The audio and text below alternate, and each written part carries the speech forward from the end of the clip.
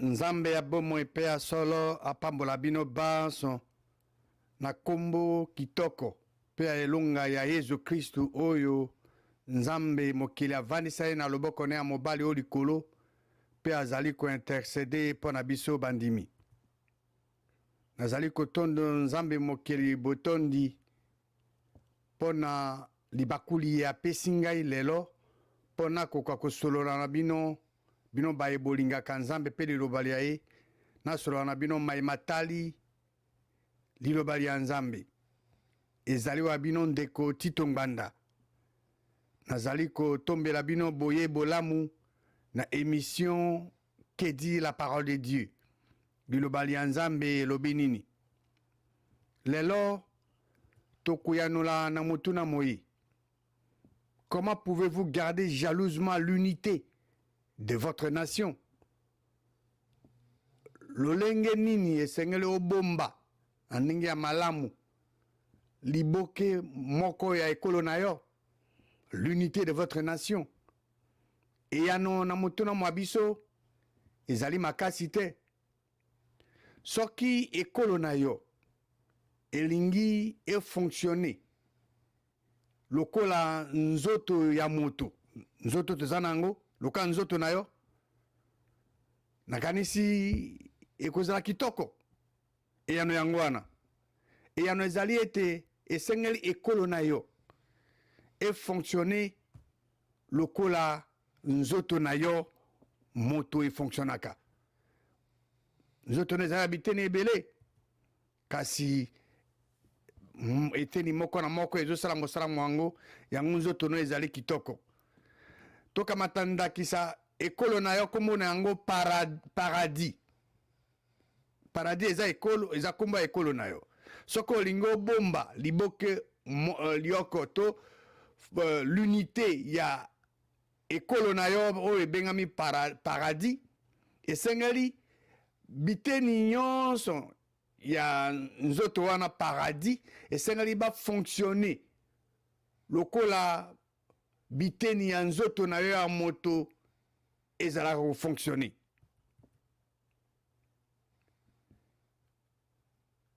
Biteni na ya ekolo na yo, membre ya ekolo na yo esengeli ba fonctionner dans le but ya kobomba ya koconserver liboke lioko wana, l'unité wana oya nzoto se moko.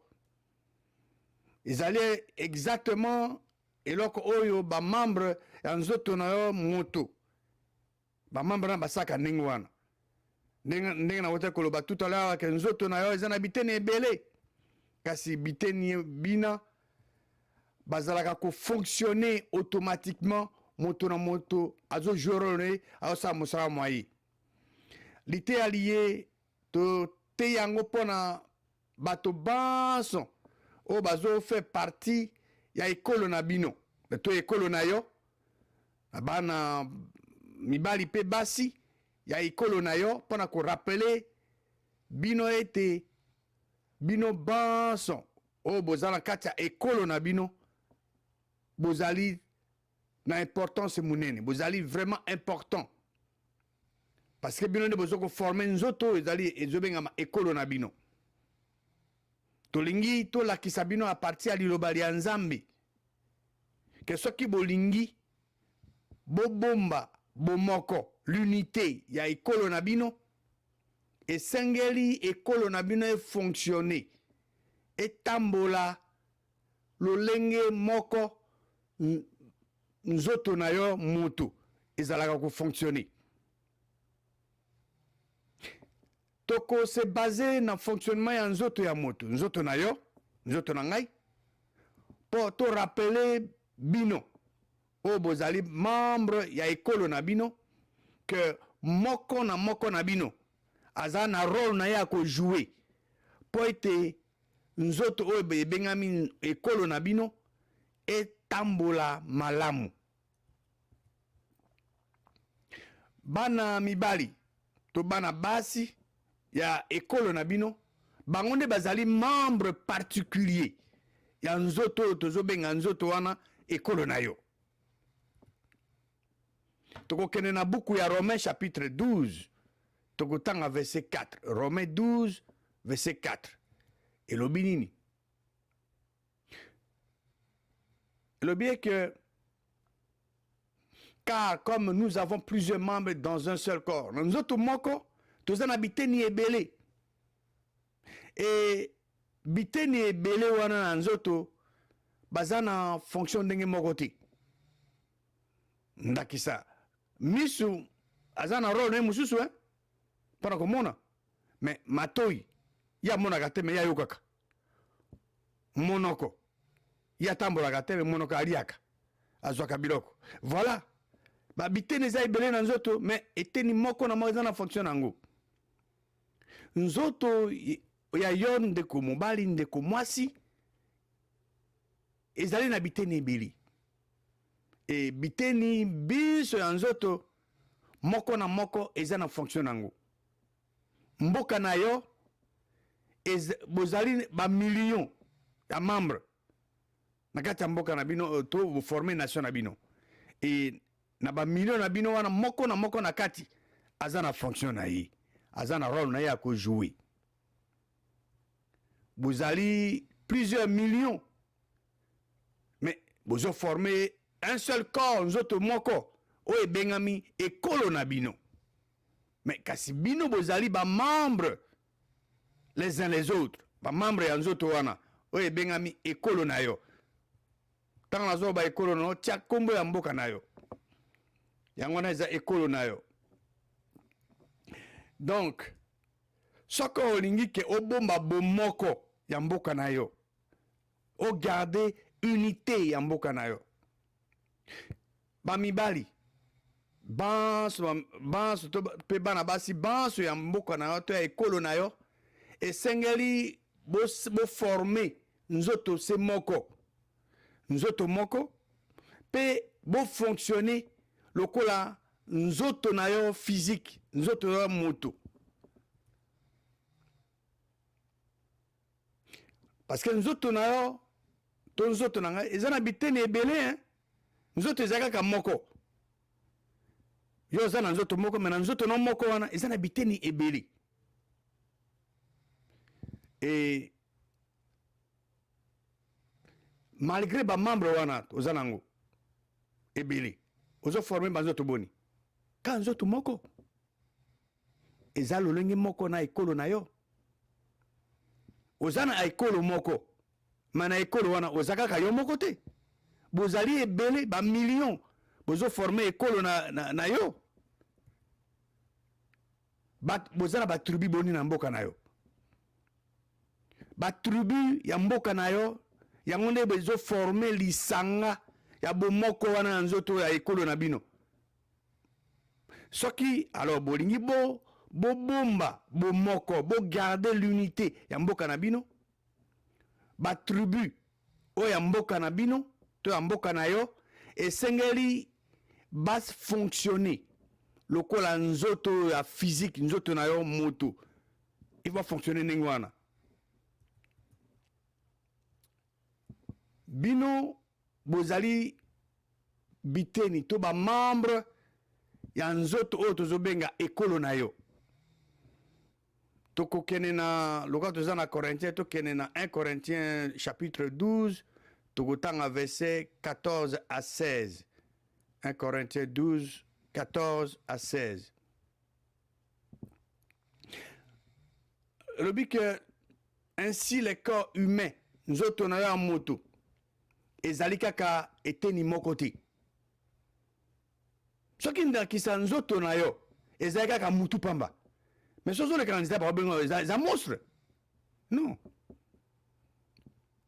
Yo nzoto na yo, oza nzoto moko, mais nzoto wana ezaka na eteni moko te. Mais nzoto na yo ezali formé na babiteni mingi, babiteni ebele, plusieurs membres. Ekolo na yo ezali kaka yo moko te. Soko eza yo moko ezesu ekolo te. Votre nation n'est pas un seul individu. Mais ekolo na yo ezali esalami na bato ebele, ezala ba membre ebele. Bozali ba million. Alors, soki bolingi bomba bomoko l'unité ya mboka na yo, to mboka ya bino, batribu nyonso na mboka na bino esengeli va former un seul corps, et puis esengeli va fonctionner lokola nzoto na yo mutu. Bana mibali banso pe bana basi banso ya ekolo na yo esengeli va former un seul corps, nzoto moko, pe va fonctionner lokola nzoto na yo yo mutu, lokola corps non physique, parce que nzoto na yo moto eza se moko kasi eza na biteni ebele. Ozali na mutu, oza na misu, oza na matoi, oza na monoko, oza na zolo, oza na mino, lolemo, oza na libumu, oza na makolo, oza biteni ebele, oza na ngo. Mais biteni bina biso ezo former nini nzoto ka moko. Verset 15 ya 1 Corinthiens 12 lobinini. Verset 15 ya 1 Corinthiens 12 ezo lobanini. Soki lokolo elobi po ete nga nazali loboko te, nazali na kati ya nzoto te, na bolobaka boy ye aza na kati ya nzoto te. Mituna miyetu zotuna wa eyebani eke oza deja na eyano, oyebi eyano. Si les pieds disaient, parce que je ne suis pas une main, je ne suis pas du corps, ne serait-il pas du corps pour cela? Verset 16. Ce qui lito yelobi. Po ete nga nazali misute, lisute. Nga nazali nakati ya nzoto te. Na bolobaka boy. Est-ce que ye azali nakati ya nzoto te? Et si l'oreille disait, parce que je ne suis pas un œil, je ne suis pas du corps, ne serait-elle pas du corps pour cela? Tokotanga sikawa 1 Corinthiens chapitre 12, totanga verset 17 et 18. 1 Corinthiens 12, verset 17 et 18. Soki nzoto mobimba ya yo ezaye kaka lisu. Mais lito ekozala wapi? Imaginez-vous yo moko ke ozotamwa na balabala omoni kaka lisu moko ya munene ezo baluka kaka lisu. Réaction ekozala ndenge nini? Okosepela, okokende kotala ongo to okobanga. Omoni lisu lioko ya munene ezo baluka kaka na nzela ezoleka. Eza loka monstre. Ezopesa somo. Mais ce qui est au moni lisu moko pamba ezali lisu na ko la penza mingi te hein. Pour lisu fonctionner, il faut la connecter na ba biteni bisusu nzoto pour eumela. Sinon ce qui même loboko, ce ko comment tu loboko na yo longo kati yango tongo pembeni. Mais ko umela te kauki e poli hein. Ponzo loboko na fonctionner, il faut tingama na ba membre mususu. Awa tozo tangawa Nzamende azoloba concernant le corps humain, un corps humain, nzoto, un corps physique, oyo zanango, ngana zape nango. Yango no to na osa comparaison awa.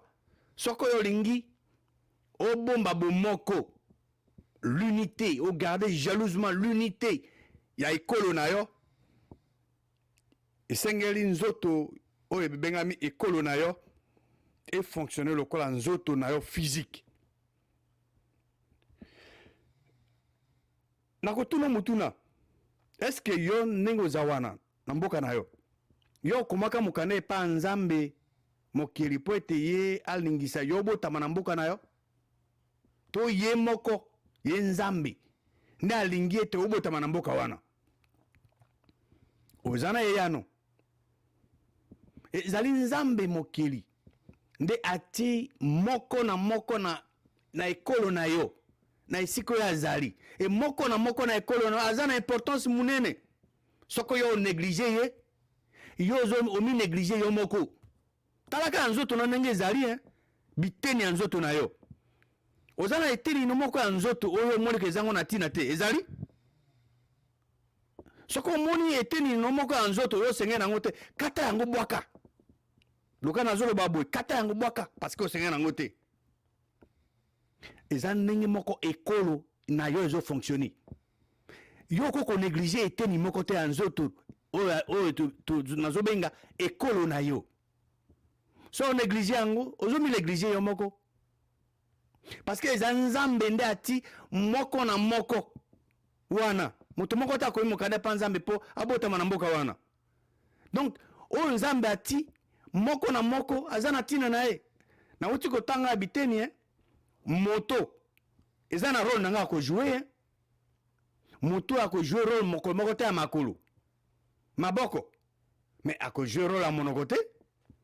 Alors yo soko on néglige eteni moko na nzoto na yo, mais oza na problème ndenge moko na ekolo kosala erreur ya ko néglige eteni moko te ya nzoto na ekolo na yo, ozosala yango na yo moko. Nani ati ba membre na kati ya nzoto o ekolo na yo? Nani ati bango? Qui a placé chacun des membres?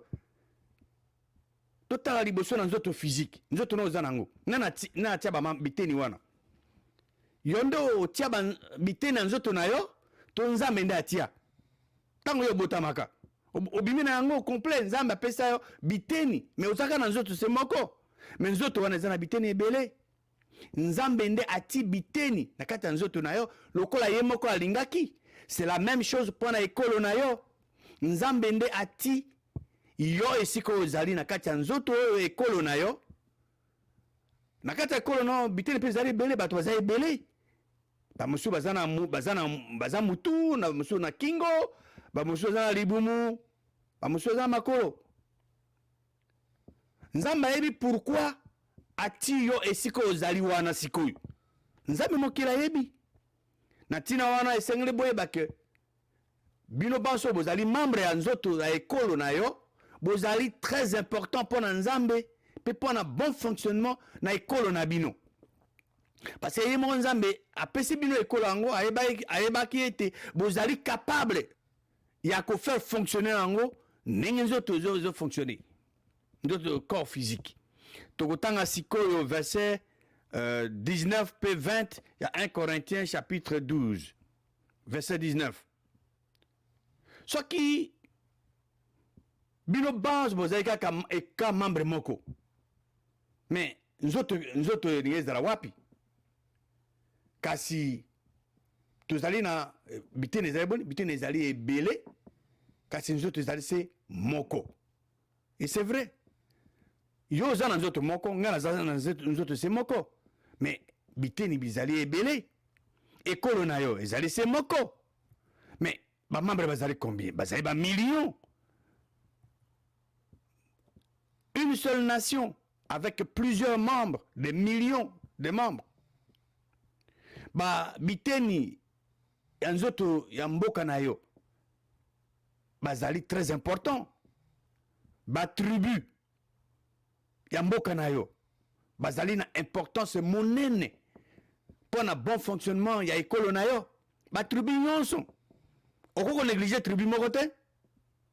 Bana mibali bana basi banso ya ekolo na yo bazali na importance monene pour na bon fonctionnement ya mboka na yo, parce que tango moto moko na moko ayebi role na ye azo jouer yango, ba conditions surtout eza réuni ndenge nzoto physique esalamaka, membre moko na moko, tribu moko na moko ezoko contribuer, mais nzoto wana ekolo na yo ekozala kitoko. Yango wana nazoloba soki olingi obomba, olingi garder l'unité de votre nation, bomoko ya ekolo na yo, bana mibali banso, bana basi banso ya ekolo na yo, esengeli ba former un seul corps, nzoto se moko, pe ba fonctionner le corps physique, ba fonctionner le nzoto no fonctionnaka. L'issue ekolo ba teke na aloba na loboko abibo, loboko, nga na besoin na yo te, hein? Moto na yo loba teke oui bon moto abibi nga za important nga miso eza kuna epa na ngai monoko tout ça alors di yo makolo yo za na tina te. Mais na utako tuna question ya boy yo zo tamba na balabala yo mona ka mutu ya mutu kaka pamba ezo dendaka na mabele ezo kende mutu. Mais ils ont encore un monstre. Donc, nous avons ça que moto, quand moto pas est bougé. Et si maté, et vous connaissez musikate, peut-être que quand vous avez au yande en bouger mais après quelques minutes ou secondes, et que bouger sous terre, pour moto bouger malam, il faut la connecter dans les autres, dans les membres de Mosusu. Nous avons un école. Si on a une école qui a bien fonctionné, il faut les membres de tout basés ensemble. On néglige les membres de mon côté. Les tribus se basent ensemble. Nous autres, on est bien mis école et que fonctionner malam. Natina wana na zolo ba que tribu moko te ko lo ba misusu na ba tribu mususu école na yo que biso te senga na binote bino mozana importance te to yo moto zali membre ya nzoto wana ya école olo babino ba mususu wana nga senga na bangote bazana importance te naza besoin na bangote ko lo bandingo wana te ozo sala erreur nakotuna mutuna ndeko mwasi ndeko mobali tala musapino ya muke est-ce que osenge nango te musapino ya muke wana soki bamoni ke musapino wana ya muke wana eza nango na ntina te kata yango bwaka kasi nga nazoyebi so ke musapino ya muke wana eza na ntina munene po ete nzoto na yo eko fonctionner na ndenge nzambe alingi ke fonctionner. Verset 22 zoloba que mais bien plutôt les membres du corps qui paraissent être le plus faibles sont nécessaires. Ma membre en nzoto oyo ezomona na lokola yango nde ezali faible yango nde ezali nécessaire. Talaka na nzoto na yo ma membre ezomona ke ezango les affaires, il y a un nécessaire. Na na deuxième partie, qu'on peut sa illustration. Beaucoup comprendre le qu'on a zolo basiko, le banza mais zolo na verset 22. C'est très important. Que vous allez tenter de négliger membre moko. Que vous allez tenter de négliger tribu moko na mboka na yo. Et c'est une grosse erreur. Ba membre yo surtout ya ekolo na yo. Bazali très important. Soko olingo bomba bomoko ya ekolo na yo. Esengeli ba tribu nyonso ya mboka na yo ba former un seul corps pe ba fonctionner lokola nzoto na yo physique comme votre corps physique. Soko olingo bomba bomoko ya ekolo na yo esengeli bana mibali pe bana basi banson ya ekolo na yo va former un seul corps, puis va fonctionner comme votre corps physique. Le canzo tenayo. Tokotanga siko verset 23 à 25. Il y a 1 Corinthiens 12. 1 Corinthiens 12, verset 23. Et oyo tozoko estimé que zali moins honorable, yanzoto. Biso tosaka ndenge nini tozoko entouré bango na ba honneur ya minene. Atina wana ba membre o ezali moins honnête ba zwaka plus d'honneur tandis que ba oyo ezali honnête tozaka baza besoin na ngote na ba honneur wana ti nzambe elobi ke nzambe a disposé nzoto humain corps humain na tina ete de manière à donner plus d'honneur appelle ça plus d'honneur ana o ezai kozanga. Donc, elobami ete nzambe a disposé nzoto, yabiso, nzoto, le corps humain, de manière à donner plus d'honneur à ceux qui en manquaient. Pona nini nzambe asali ndenge wana. But nango eza na verset 25. Elobi ete po ete tozana bokabwanite, division ezala te na kati ya nzoto, le corps humain. Kasi ba biteni, ba membre bazala bakamata soin les uns des autres. Voilà. But, quel est le but pour lequel Dieu a disposé le corps humain de manière à donner plus d'honneur à ceux qui en manquaient. Eza po ete division ezala na nzoto te, nzoto eza ekolo na yo. Kasi batribu ya mboka na yo bango bakamata na basoin les unes des autres. But na eza po ete division ezala te, bokabwani bozala te na kati ya ekolo na yo. Kasi bana mibali banso, bana basi banso ya ekolo na yo bakamata na soin les uns les autres. Tina nini? Quel est le but pour lequel batribu ya mboka na yo esengeli bakamata soin les unes les autres? Toutai kotanga yango. Quel est le but pour lequel tina nini bamibali banso to basi banso ya ekolo na yo esengeli bakamatana soin les uns les autres?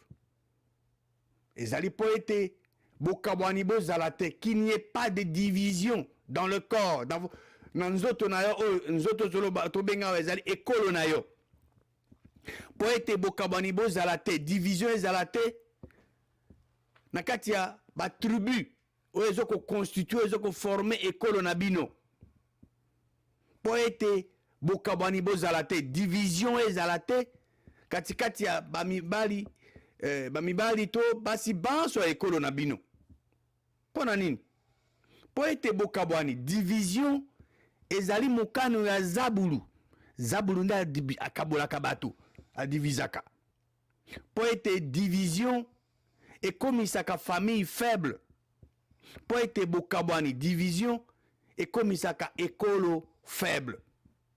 Na tina wana esengeli osala manso na makoki mayo po ete o éviter bokabwani, o éviter division na kati ya ekolo na yo.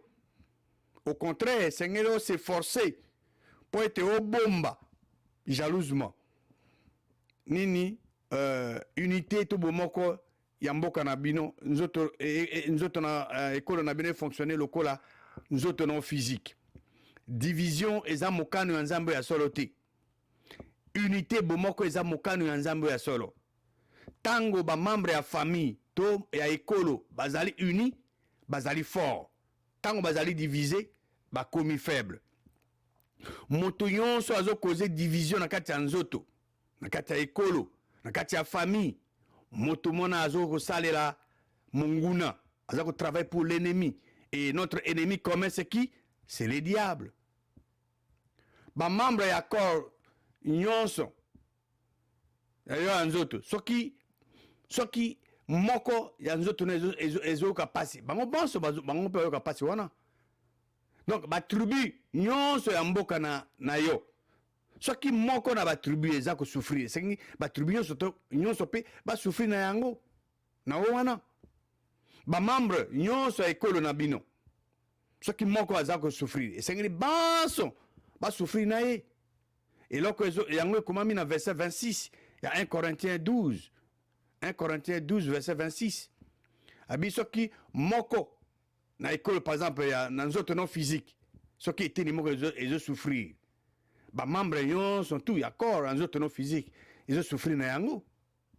Soki membre moko na nzoto non ezali honoré, ba membre yon sont tout ya nzoto non bazo se réjouir na yango. Loenge moko ezali d'application na ekolo na yo. Soki membre ya corps na yo ezo souffrir, ba membre yo surtout esengeli ba souffrir na yango ndenge moko po na ekolo na yo. Soki mutu moko to membre moko ete ya ekolo na yo azali honoré, esengeli bato banso ya mboka na yo ba se réjouir na moto azali honoré. Na pesa ki exemple awa, soki yo ozali ozoki na loboko na yo na musapino ya muke, mais pase kozaka na esika wana te musapi ya muke ezali, pase koyoka na nzoto mobimba. C'est ça. Donc, ce qui était ni en mboka na yo, ezali occupé, ezali attaqué.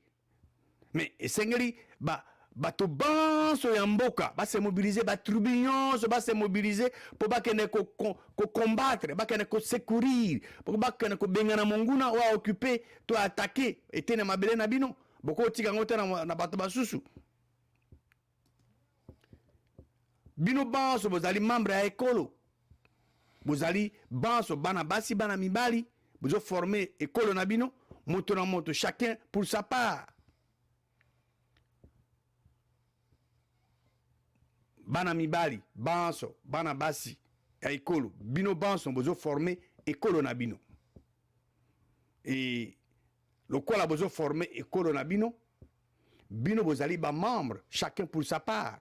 Moto na moto azana rôle na ye ya ko jouer. Moto na moto azana rôle na ye ya ko jouer. Et rôle na ye est très important. Comment pouvez-vous garder jalousement l'unité de votre nation? Po obomba bomoko ya ekolo na yo, esengeli ekolo na yo et fonctionner lokola nzoto na yo physique. Ba tribu ya ekolo na yo, bana basi pe bana mibali ya ekolo na yo, esengeli ba former un seul corps, ba fonctionner lokola nzoto ya moto dans le but ya ko bomba bomoko ya ekolo na bino. Chaque membre a un rôle important à jouer pour un bon fonctionnement ya ekolo na bino. Nzambe mokeli nde asali ete obotama na mboka na yo oyo ozali. Nzambe mokeli nde atie yo na kati ya tribu na mboka na yo, atie yo membre na kati ya mboka na yo. Ezali yende atie yo, yo moko omitite. Alors, quel est le but pour lequel les tribus de votre nation doivent prendre soin les unes les autres? Pour être bokabwani division ezalate na nzoto to na ekolo na bino. Pour être bokabwani division ezalate entre na ba tribu na bino o ezoko constituer zo former nation na bino. Pour être division to bokabwani bo ezalate entre bana basi to bana mibali ya ekolo na yo. Ba membre nyonso soki moko ezoko souffrir, ba membre nyonso esenge ba souffrir na yango. Ba tribu nyonso ya mboka soki tribu moko ezali attaqué, ezali ko nyokama esenge ba tribu nyonso basangana po ba souffrir na tribu wana. Ba membre nyonso ya nzoto ya ekolo na yo, soki membre moko ezali ko souffrir, bango pe ifo ba souffrir na yango na ye elongo.